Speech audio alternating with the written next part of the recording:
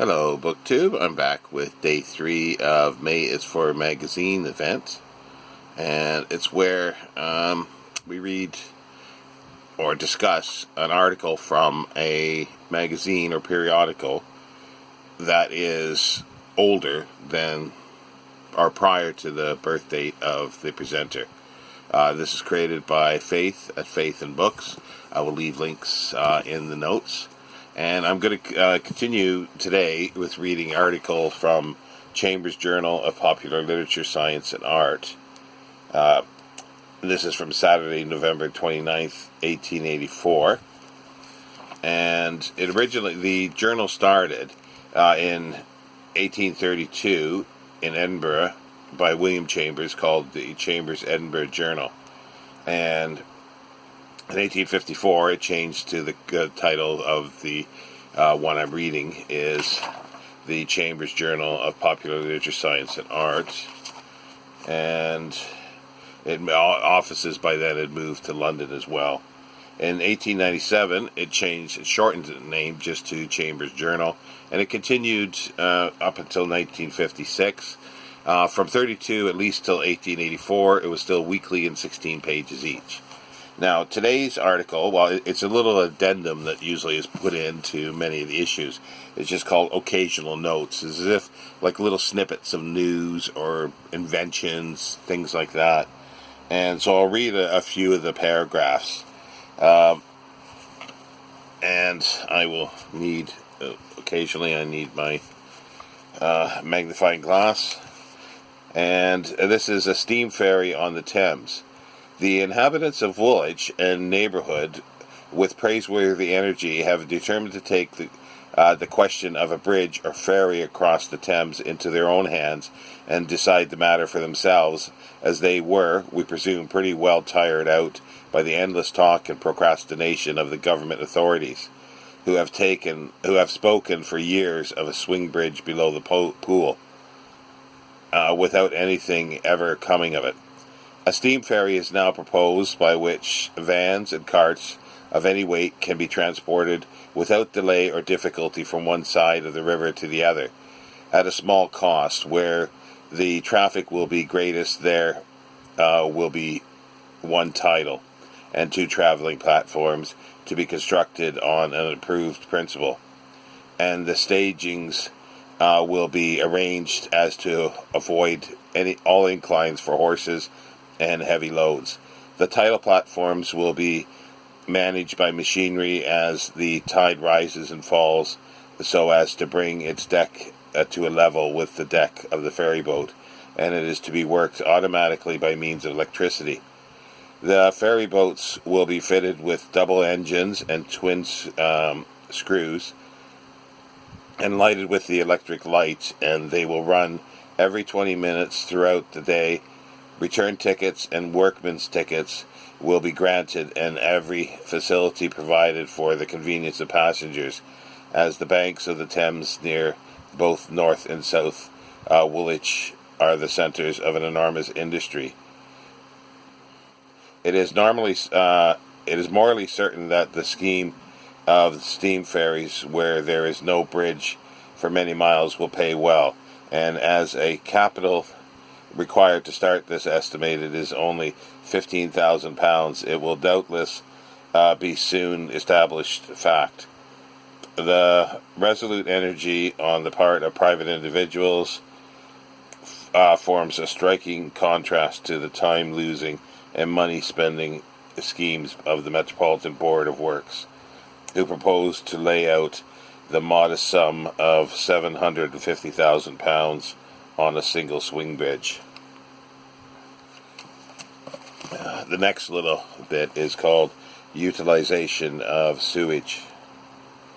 To many large and growing towns, the disposal of the sewage is becoming a serious matter, and while several large towns are just now contemplating the expenditure of very large sums for the purpose of getting rid of it, a company has been formed and works have been erected at Shrewsbury with the view of utilizing this valuable waste material. The process by which the company professes to be able to, without creating a nuisance, 1. to purify the sewage so that the effluent water is sufficiently pure to be admitted to any river within the requirements of the Rivers Pollutions Prevention Act. And 2, to produce a native guano is very simple.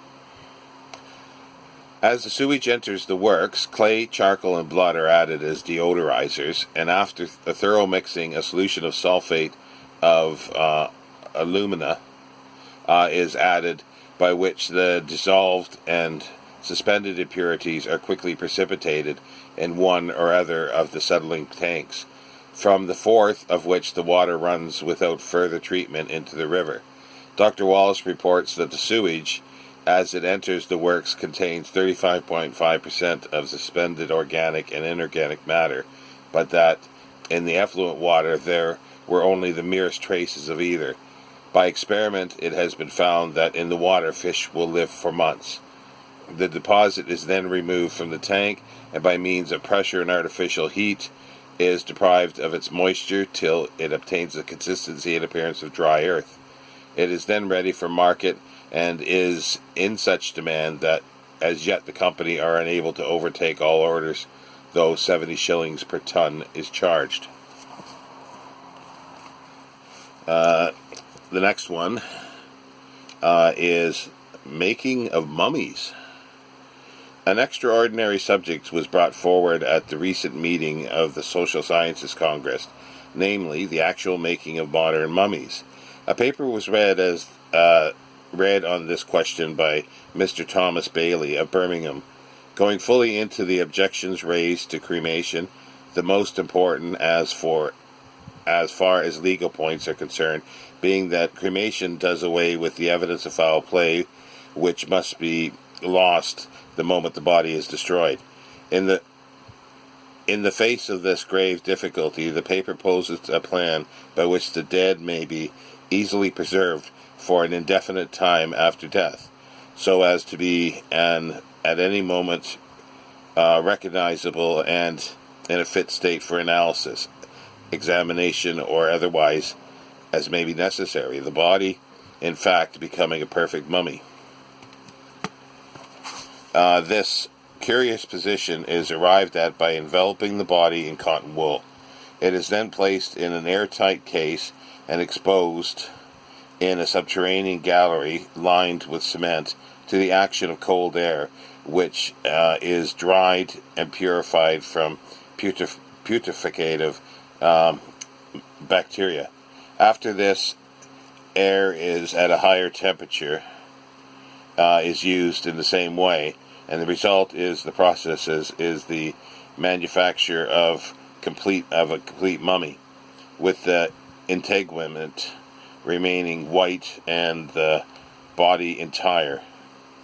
And herein this new process differs from the adopted by the ancient Egyptians, who were especially careful to remove the interior portions of both the trunk and the head, their place being supplied with peppers, spices, and other aromatic herbs.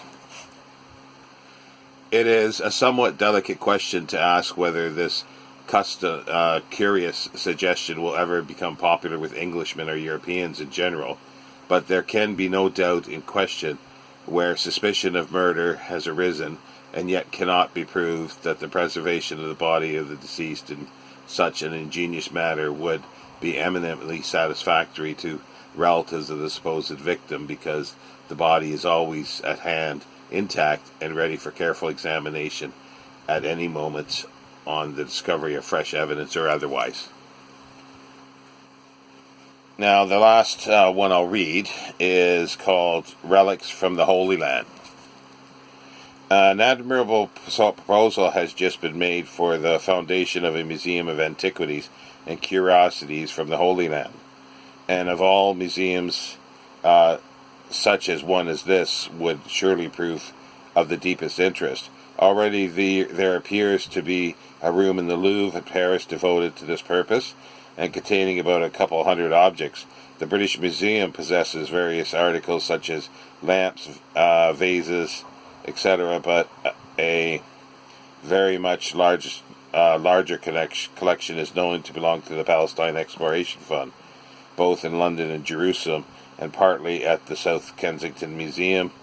The whole collection probably may number about 1,000 objects of all kinds. Coins would, of course, be an important part of the collection. Many very ancient and curious Jewish coins are still in existence, but perhaps the three of the greatest antiquities and consequent interest, 2 copper and 1 silver, bear the names of Elisha, the priest, 435 years BC, and Eliezer, the priest,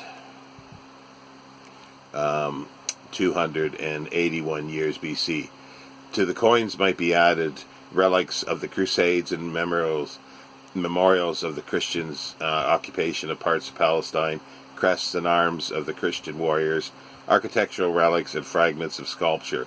The aid of plaster casts and photography, too, might be readily called in, and it may be reckoned that a few travelers visiting the sacred soil would fail to bring back something with which to enrich the museum.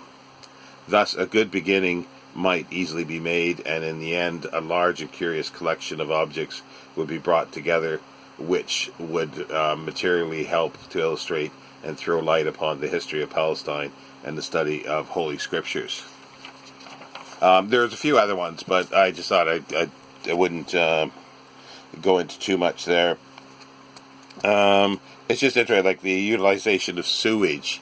This is 1884, and in 1858, July and August of that year, was known as the Great Stink, because at that time raw sewage was going into the Thames, and it was just sort of sitting on the bank, and it was extremely hot that July and August, so it was just putrefying and just stinking. And they were holding, I think, Parliament at that time, and so that and that caused a problem, because otherwise, if they weren't there, they would have just they wouldn't have noticed it, so they would have gone. They would have passed. But they brought in an engineer, Joseph Bazalgette, who created the modern sewer system, which are still being used today, as far as I know. The interesting thing as well is that descendants of Joseph Bazalgette are, or have been, they produce TV programs for the BBC and possibly other places. So it's from sewage to TV. The other thing about the making of mummies, which was kind of interesting, because they're saying, for evidence, but obviously in 1884 they don't have the modern or the current, forensics, and probably, drying out the body and killing any bacteria would not be too helpful for forensics, but obviously they wouldn't have known that. And then the relics from the Holy Land, they mentioned the Palestine Exploration Fund. That was created in the 1860s after they did the ordnance. It was actually an ordnance survey of engineers surveyed Jerusalem, and it still goes today. And they fund archaeological and research projects still, and they were funding excavations during all that time since it was started in the 1860s. As far as I know, there was never any museum made of their material. I think it's been used in museums. They do have a massive archive of stuff, and he talks about 1,000 objects. I think that's like that. If that's in 1884, like currently, I think it's probably many thousands more than that. And they have tens of thousands of photographs, and I think it is in Kensington, as far as I know.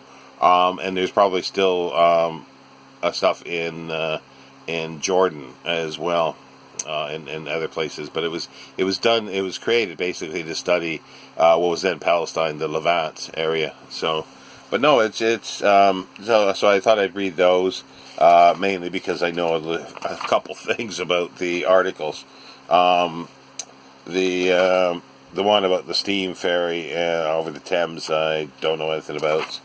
But yeah, so that ends day 3. I'll be back tomorrow. We'll move on from, at the moment, Chambers Journal to something new. Take care, BookTube. Bye.